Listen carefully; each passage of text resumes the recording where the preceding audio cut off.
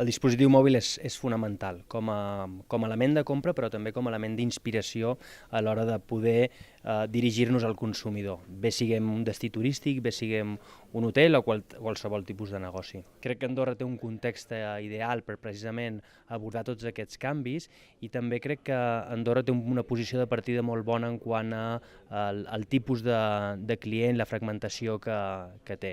Té molts segments, té molts mercats i aleshores és qüestió de veure com els pot desenvolupar.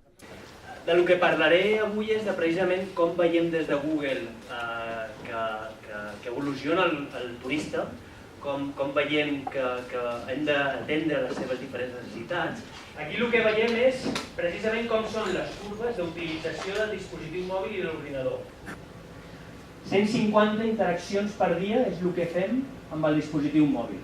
Aquí el que veiem és que pràcticament el dispositiu mòbil és el que ha significat, és el que ha motivat aquesta pujada que té internet en pràcticament 4 anys. Les probabilitats que tenim de que el consumidor decideixi fer la seva cerca d'una altra banda són altíssimes. Aleshores, hem de ser capaços precisament de donar aquesta resposta i aprofitar totes aquestes oportunitats que ens dona el consumidor precisament per fer això. El 24% del temps que un consumidor als Estats Units està interactuant amb un mitjà és a través del dispositiu mòbil. Vull mirar a quines pistes d'esquí vull anar enguany.